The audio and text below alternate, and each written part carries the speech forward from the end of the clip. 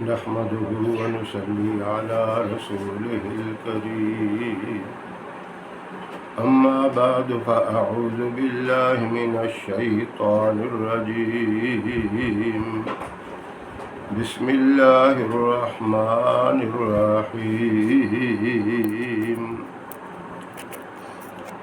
محترم سامعین و ناظرین،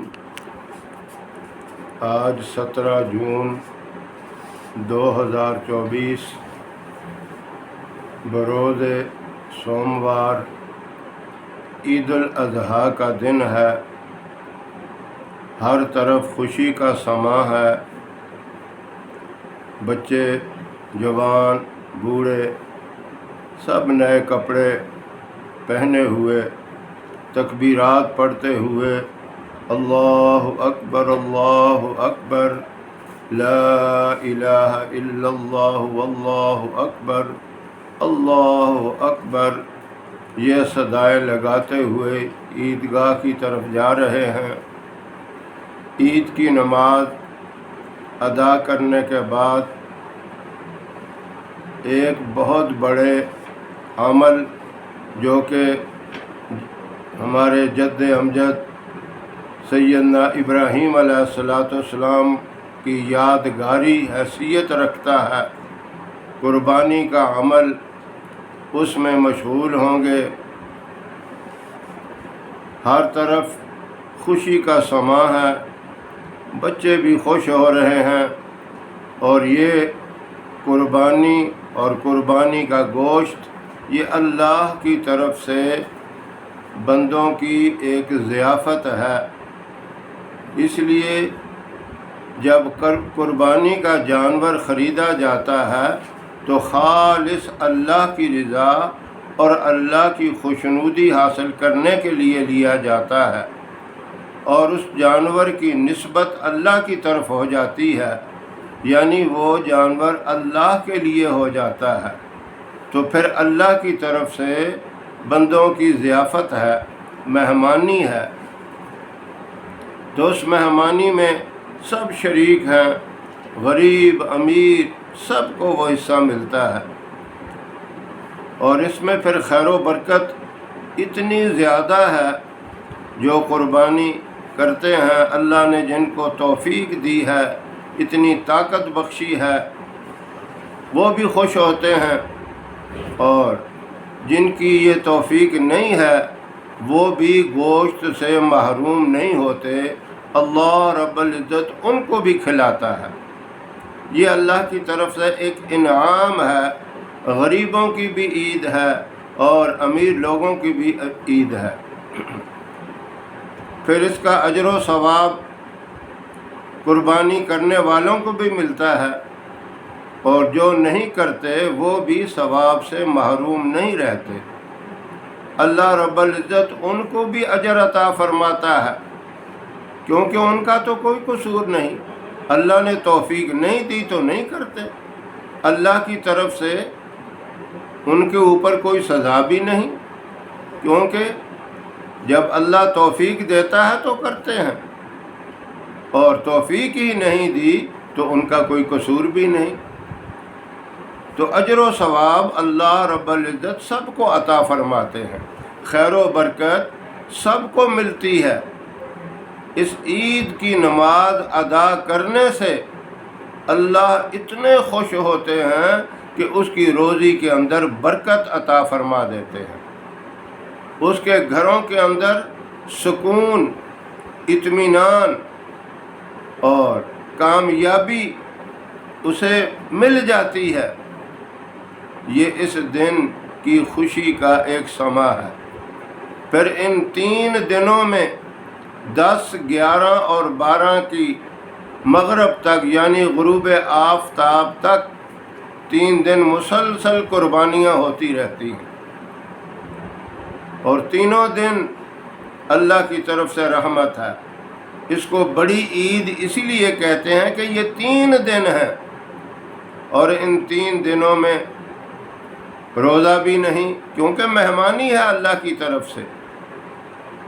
اللہ کے سب مہمان ہیں، اور اللہ کی طرف سے اتنا بڑا اکرام ہوتا ہے، یہ اکرام پھر پورا سال رہتا ہے، اس کی خیر و برکت پورا سال رہتی ہے۔ اسلامی مہینوں میں ذی الحجہ کا یہ آخری مہینہ ہے، اور آخری مہینہ شہادتوں کا مہینہ ہے، اور اسی طرح پھر پہلا مہینہ بھی شہادتوں کا ہے۔ 18 ذی الحجہ کو عثمان غنی رضی اللہ تعالیٰ عنہ کی شہادت ہے۔ محرم میں امام حسین رضی اللہ تعالیٰ عنہ کی شہادت۔ تو اس لحاظ سے بھی یہ مہینے بڑے افضل ہیں، بڑی خیر و برکت والے ہیں، اور ان مہینوں کی ذی الحجہ کے دنوں میں پھر جو عبادت ہے وہ بھی اللہ کو بڑی پسند ہے، اللہ کے ہاں بڑی مقبول ہے۔ اللہ اکبر کی جو صدائیں ہر نماز کے بعد لگتی ہیں، ان صداؤں پہ اللہ اتنا خوش ہوتا ہے۔ اللہ رب العزت کی جب یہ بڑائی بیان ہوتی ہے، جب یہ عظمت بیان ہوتی ہے، اللہ کی جب یہ شان بیان ہوتی ہے، تو اللہ فرشتوں سے بھی کہتے ہیں میرے بندے میری بزرگی، میری عظمت بیان کر رہے ہیں، تم گواہ رہو میں نے ان کو بخش دیا، ان کے گناہ معاف کر دیے، ان کے گھروں سے میں نے فتنے، فساد، لڑائی جھگڑے ختم کر دیے۔ یہ اللہ کی طرف سے اتنا بڑا انعام ہوتا ہے۔ لیکن ایک خاص بات، جب قربانی کے جانور ذبح ہوتے ہیں، پھر اس دن، دوسرے دن یا تیسرے دن جو گلی بازاروں میں، شہروں میں گندگی اور غلاظت ہوتی ہے، یہ بڑی تکلیف دہ بات ہے۔ جانور ذبح ہوتے ہیں، اوجڑی پھینکی ہوتی ہے، گوشت کے ٹکڑے بکھرے ہوتے ہیں، خون جمع ہوتا ہے، وہ دوسرے دن گل سڑ جاتا ہے، اس میں بدبو آتی ہے، پھر یوں لگتا ہے یہ انسانوں کی عید نہیں ہے بلکہ یہ کتے، بلیوں اور کووں کی عید ہے، اور اس سے جو بیماریاں پھیلتی ہیں، اس غلاظت اور گندگی کا کوئی خیال نہیں ہوتا۔ یہ حکومت کی ذمہ داری ہے، اگر حکومت نہیں کرتی تو جو قربانی کرتے ہیں ان کی ذمہ داری تو ہے۔ اتنا مہنگا وہ جانور خریدتے ہیں، کیا کچھ پیسے لگا کے وہ صفائی کا انتظام نہیں کر سکتے تاکہ گلی کوچوں میں، بازاروں میں، شہروں میں یہ گندگی اور غلاظت نہ ہو، بیماریاں نہ ہوں؟ دوسرے ملکوں میں بھی قربانی ہوتی ہے، عربوں میں ہوتی ہے، وہاں تو یہ چیزیں نہیں ہوتی۔ حجاج کرام لاکھوں کے حساب سے جانور ذبح کرتے ہیں۔ تمام شہروں کے اندر، سعودی عرب کے بڑے بڑے شہروں میں قربانیاں ہوتی ہیں، یوں محسوس ہوتا ہے کہ یہاں قربانی کوئی ہوئی نہیں، ایک ایک بندہ 7 قربانیاں کرتا ہے، اور وہاں غلاظت کا نام و نشان نہیں۔ وہاں حکومت کی طرف سے انتظامات ہیں، یہاں حکومت اگر نہیں کرتی تو قربانی کرنے والے کو چاہیے کہ وہ صفائی کا خیال کرے، وہ خود کرے، خود نہیں کر سکتا مزدوری سے کروائے تاکہ یہ غلاظت نہ پھیلے۔ ویسے تو کہتے ہیں الطہور و شطر الایمان، صفائی ایمان کا حصہ ہے، خالی کہنے سے کچھ نہیں ہوتا، تو اس چیز کا بھی خیال کرنا ہے۔ اگر اس چیز کا بھی خیال کریں تو پھر اس کا اجر بھی زیادہ ملے گا۔ صفائی سے اللہ بھی راضی ہوتا ہے، صفائی سے اتنا اللہ راضی ہوتا ہے، اتنا خوش ہوتا ہے۔